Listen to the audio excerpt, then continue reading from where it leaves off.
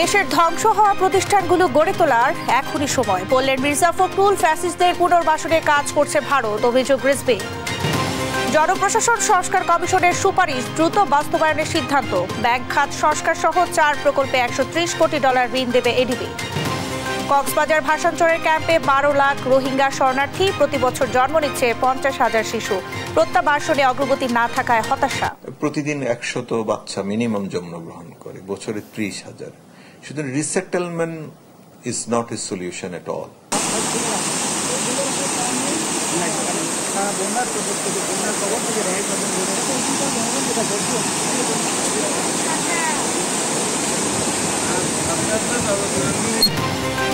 টানা বৃষ্টিতে ফেনীর বহুরী ও সিলোনিয়া নদীর বাঁধে ভাঙন, গ্রামের পর গ্রাম প্লাবিত, ভেসে গেছে মাছের ঘের, দুর্ভোগে পানিবন্দী মানুষ।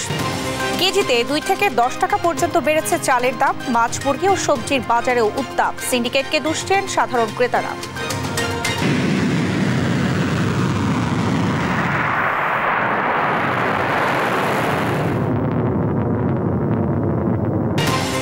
ইসরায়েলের বিয়ারশেবা শহরে ক্ষেপণাস্ত্র হামলা, ইরানের বহুতল ভবনে ব্যাপক ক্ষয়ক্ষতি, সর্বাধুনিক ক্ষেপণাস্ত্র এখনও ছুড়েনি তেহরান।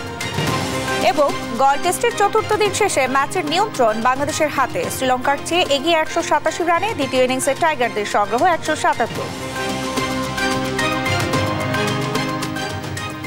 সংবাদ সন্ধ্যায় দেখছিলেন সংবাদ শিরোনাম, সঙ্গে আছি আমি শারমিন নাসি। এবারে থাকছে বিস্তারিত। গত 15 বছরে দেশের সব প্রতিষ্ঠান ধ্বংস করেছে পতিত আওয়ামী লীগ সরকার বলে মন্তব্য করেছেন বিএনপি মহাসচিব মির্জা ফখরুল ইসলাম আলমগীর। শুক্রবার বিকেলে ঠাকুরগাঁয়ের শহীদ মোহাম্মদ আলী স্টেডিয়ামে মির্জা রুহুল আমিন স্মৃতি টুর্নামেন্টের ফাইনাল খেলা ও সমাপনী অনুষ্ঠানে তিনি এই কথা বলেন ছাত্র জনতার অভ্যুত্থানে গণতন্ত্র প্রতিষ্ঠায় নতুন সুযোগ সৃষ্টি হয়েছে। এখন সময় এসেছে ধ্বংস হওয়া প্রতিষ্ঠানগুলো নতুন করে গড়ে তোলার এবং নতুন বাংলাদেশকে নতুন করে গড়ে তোলার। এই সময় তিনি খেলাধুলা, ক্রীড়াঙ্গন, রাজনীতি মুক্ত হওয়া উচিত বলে মনে করেন।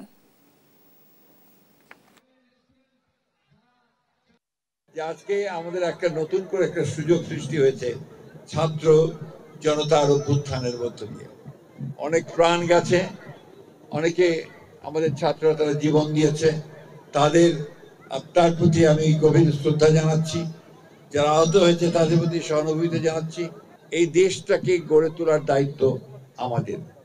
গত 15 বছরে এই দেশের প্রতিটি প্রতিষ্ঠানকে ধ্বংস করা হয়েছে, তো এখন সময় এসেছে এটাকে নতুন করে আবার গড়ে তুলবার। বিএনপির সিনিয়র যুগ্ম মহাসচিব রুহুল কবির রিজভী বলেছেন, আওয়ামী লীগকে পুনর্বাসন করতে ভারতীয় নীতি নির্ধারকরা নানাভাবে ষড়যন্ত্র করে যাচ্ছে। রিজভী বলেন, শেখ হাসিনার পতনকে ভারত সহ্য করতে পারছে না।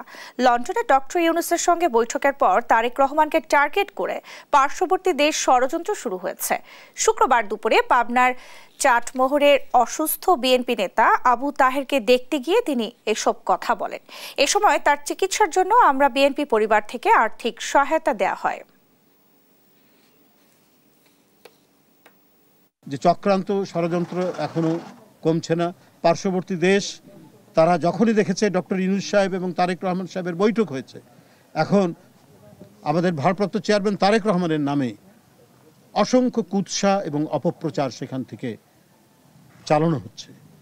এই দেশের মানুষই নির্ধারণ করবে তাদের শাসক কে হবে। তারাই ভোট দিয়ে ঠিক করবে কোন দলকে তারা নির্বাচন করবে, তারাই দেশ শাসন করবে।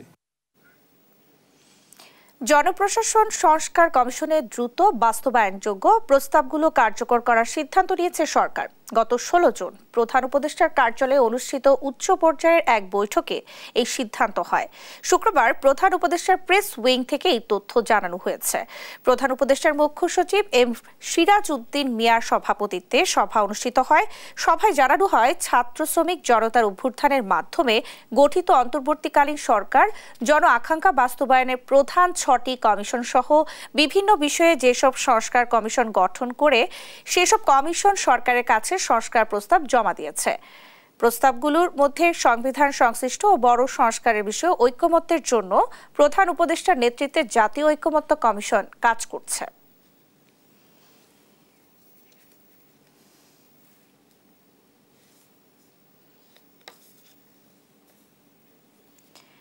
ব্যাংক খাত সংস্কার, বিদ্যুৎ সঞ্চালন ও সড়ক উন্নয়ন সহ 4 প্রকল্পে বাংলাদেশকে $130 কোটি ঋণ সহায়তা দেবে এশীয় উন্নয়ন ব্যাংক এডিবি। শুক্রবার এই বিষয়ে অর্থনৈতিক সম্পর্ক বিভাগ ও এডিবির মধ্যে চুক্তি সই হয়েছে। ঢাকার শেরেবাংলা নগরে অর্থনৈতিক সম্পর্ক বিভাগের সম্মেলন কক্ষে আয়োজিত এক অনুষ্ঠানে এসব চুক্তিতে সই করেন ইআরডি সচিব মোহাম্মদ শাহরিয়ার কাদের সিদ্দিকী ও এডিবির কান্ট্রি ডিরেক্টর হুয়েন ইয়োন জিওং। এইসব চুক্তির আওতায় ব্যাংক খাত সংস্কার, ঢাকা উত্তর পশ্চিম আন্তর্জাতিক করিডোর উন্নয়ন, বিদ্যুৎ সঞ্চালন ও নবায়নযোগ্য জ্বালানি প্রসার ও জলবায়ু পরিবর্তন মোকাবেলায় মোট $130 কোটি 40 লাখ পাবে বাংলাদেশ।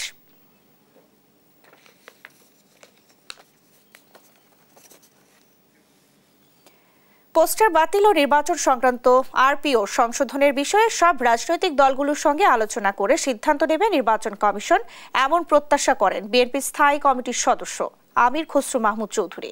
শুক্রবার কাটাবনে একটি মসজিদে গণফোরাম সভাপতি প্রয়াত মোস্তফা মহসিন মন্টুর আত্মার মাগফিরাত কামনায় মিলাদ মাহফিলে অংশ নিয়ে এসব কথা বলেন তিনি। এ সময় তিনি তারেক রহমান কবে ফিরবেন এমন প্রশ্নের জবাবে তিনি বলেন, বিএনপি সহ দেশের সব মানুষ উন্মুখ হয়ে অপেক্ষা করছে। বলেন, খুব শিগগিরই তিনি দেশে ফিরবেন। চীন সফরে দুদেশের বহু পুরনো সম্পর্ক আরও জোরদার হবে বলেও জানান আমির খসরু মাহমুদ চৌধুরী।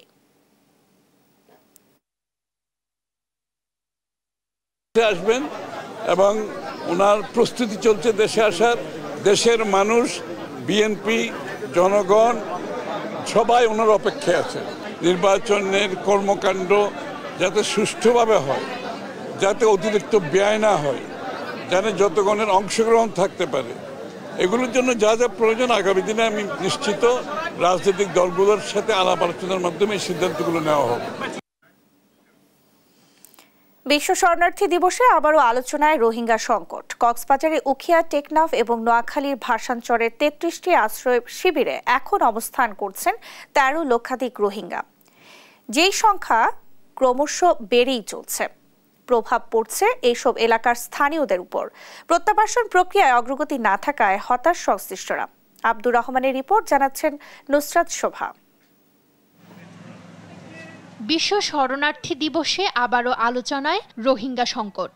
কক্সবাজারের উখিয়া, টেকনাফ এবং নোয়াখালীর ভাসানচরের 33টি আশ্রয় শিবিরে এখন অবস্থান করছেন 13 লাখেরও বেশি রোহিঙ্গা। 2017 সালের 25 আগস্ট মিয়ানমারের রাখাইন রাজ্যে জাতিগত সহিংসতার জেরে বাংলাদেশে পালিয়ে আসে 7 লাখের বেশি রোহিঙ্গা। এর আগে বিভিন্ন সময়ে পালিয়ে আসা অবস্থানকারী রোহিঙ্গার সংখ্যা অন্তত 4 লাখ। এছাড়াও প্রতিদিন ক্যাম্পগুলোতে জন্ম নিচ্ছে প্রায় শতাধিক রোহিঙ্গা শিশু, যার প্রভাব পড়ছে স্থানীয়দের উপর। 13 থেকে 14 লক্ষ রোহিঙ্গা এখানে শুধুমাত্র খাদ্য না, শ্রমবাজার সহ বিভিন্নভাবে তারা আমাদের উপর প্রভাব বিস্তার করছে। এই সমস্যা সমাধানের একমাত্র উপায় প্রত্যাবাসন। ক্যাম্পে থাকা রোহিঙ্গারাও ফিরতে চান নিজ দেশে।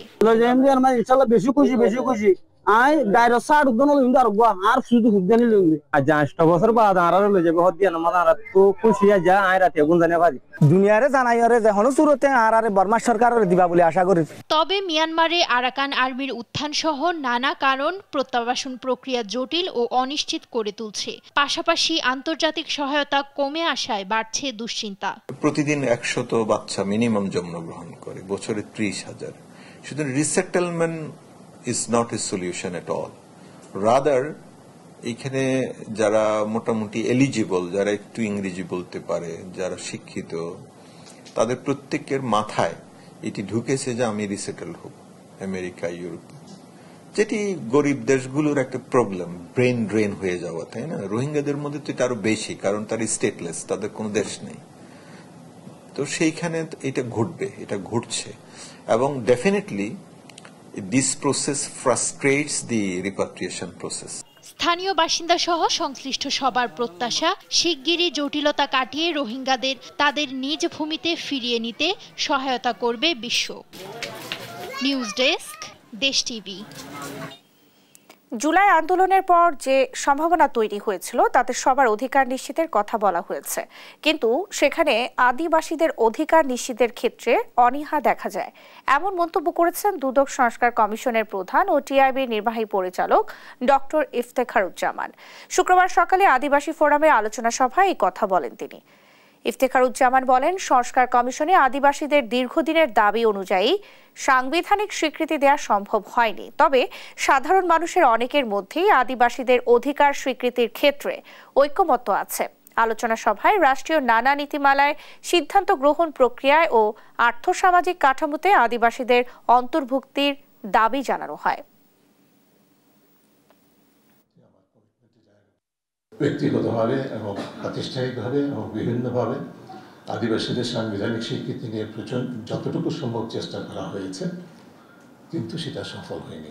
সংবিধান সংস্কার কমিশন তাদের সুপারিশের মধ্যে সেটা রাখতে পারেনি। অন্যভাবে সেটাকে কভার করার চেষ্টা করা হয়েছে।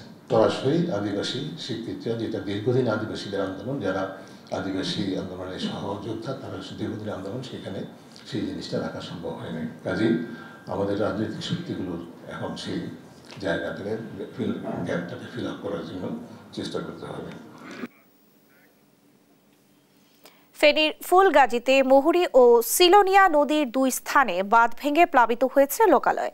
বৃহস্পতিবার রাতে হঠাৎ করে বাঁধে ভাঙনের সৃষ্টি হলে মুহূর্তেই পানিতে তলিয়ে যায় অন্তত 5টি গ্রামের নিচু এলাকা। ভয়াবহ বন্যার রেশ কাটতে না কাটতেই আবারও এই দুর্ভোগের জন্য পানি উন্নয়ন বোর্ডের দায়সারা সংস্কারকেই দায়ী করছেন স্থানীয়রা। তোফায়েল আহমেদ নিলয়ের পাঠানো তথ্য ছবিতে আরও জানাচ্ছেন ফারজানা আফরোজ টুম্পা।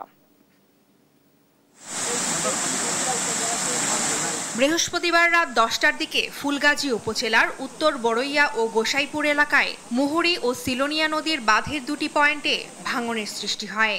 মুহূর্তেই পানি প্রবেশ করে উত্তর বড়ইয়া, দক্ষিণ বড়ইয়া, বণিকপাড়া, বসন্তপুর ও জগৎপুর গ্রামের নিম্নাঞ্চল প্লাবিত হয়। একই দিন দুপুর থেকে পার্শ্ববর্তী পরশুরাম উপজেলার মির্জানগর ইউনিয়নের মণিপুর এলাকাতেও সিলোনিয়া নদীর পানি বেড়ে বাঁধ উচ্চে লোকালয়ে প্রবেশ করে। টানা বৃষ্টি ও ভারতীয় উজান থেকে নেমে আসা পানির কারণে বিপর্যস্ত হয়ে পড়ে এলাকাবাসীর জীবনযাত্রা। আবার থাকার ঘর ক্ষতিগ্রস্ত হয়েছে, মুরগি সবগুলাই নিয়ে গেছে পানির স্রোতে। অনুমানিক বর্তমান বাজার মার্কেট রেট তো 5 লাখ টাকার মতো হইব। পানি উন্নয়ন বোর্ডেরা আসে, পানি যখন ভাঙে তখন আসে, নয়ার পরে তো আর আসে না। আসি বলে দেখি এটা কি করা যায় বা কিছু কাজ করা যায় কিনা, ওগুলো তো কোনো খোঁজ খবর না। ফুলগাজীর মানুষ এখনো স্মরণকালের ভয়াবহ বন্যার ক্ষত ভুলতে পারেনি। তার আগেই আবারও বাঁধ ভেঙে ছিন্ন ভিন্ন হলো জনজীবন। নদী রক্ষা বাঁধের কার্যকর মেরামত ও পূর্ব প্রস্তুতির অভাব আবারও প্রমাণ করলো শুধু যেন তেন ব্যবস্থা নয়, এখন সময় পূর্ব প্রস্তুতির। 8-9টার দিকে পানি মারমার করে চলিয়ে ঘরে ঢুকে গেছে। উদ্বোধন কর্তৃপক্ষ এই এলাকার লোক বারবার বলার পরও সঠিক সিদ্ধান্ত নেয় না এবং টেকসই বাঁধ বাঁধে না। এই জন্যই বারবার আমরা হুমকির মুখে পড়ি। প্রতি বছর এমন দুর্যোগ যেন নতুন করে তাদের নিঃস্ব না করে, সেজন্য স্থানীয়রা টেকসই ও দীর্ঘমেয়াদী পরিকল্পনার দাবি জানান। নিউজ ডেস্ক, দেশ টিভি। মুসলিম দেশগুলোর উপর ইসরায়েলের হামলা বন্ধ করা না হলে পৃথিবীর মানচিত্র থেকে তাদের নাম মুছে ফেলার হুঁশিয়ারি দিয়েছেন বাংলাদেশের ধর্মপ্রাণ মুসলমানরা। শুক্রবার বাদ জুমা জাতীয় মসজিদ বায়তুল মোকাররমের সামনে মিছিল সমাবেশ থেকে তারা বলেন, ইহুদিরা পরিকল্পিতভাবে মুসলিম নিধনে নেমেছে। ইসরায়েলের বিরুদ্ধে মুসলিম দেশগুলোকে ঐক্যবদ্ধ হওয়ারও আহ্বান জানান তারা। তাইফুর রহমান তুহিনের প্রতিবেদন। ইরানে ইসরায়েলের হামলা, ফিলিস্তিনে গণহত্যা ও মধ্যপ্রাচ্যে মার্কিন আগ্রাসনের প্রতিবাদে শুক্রবার বাদ জুমা জাতীয় মসজিদ বায়তুল মোকাররমের উত্তর গেট থেকে বিক্ষোভ মিছিল বের করে বেশ কয়েকটি ইসলামিক সংগঠন। এ সময় ইসরায়েলের হামলার প্রতিবাদে নানা স্লোগান দেন তারা। এর আগে সংক্ষিপ্ত সমাবেশে বক্তারা মুসলিম দেশগুলোর উপর ইহুদিদের এমন নির্মম আচরণের কঠোর সমালোচনা করেন।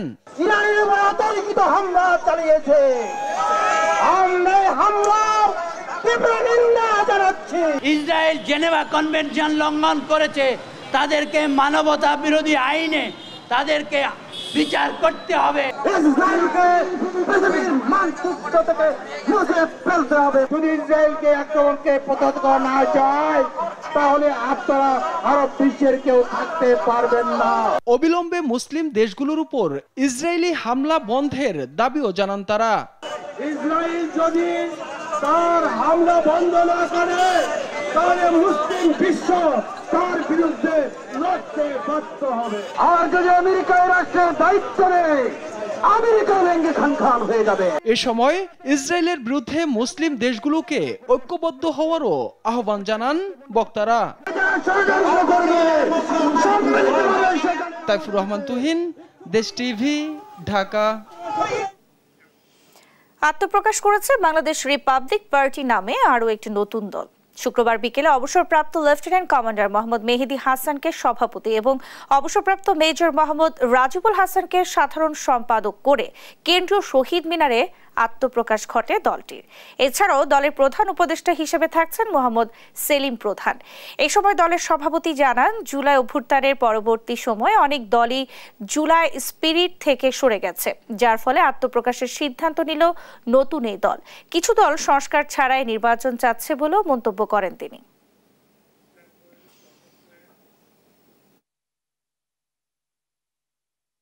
প্রয়োজনীয় সংস্কারের যে রোড ম্যাপ আছে সেটা আগে প্রণয়ন করুন।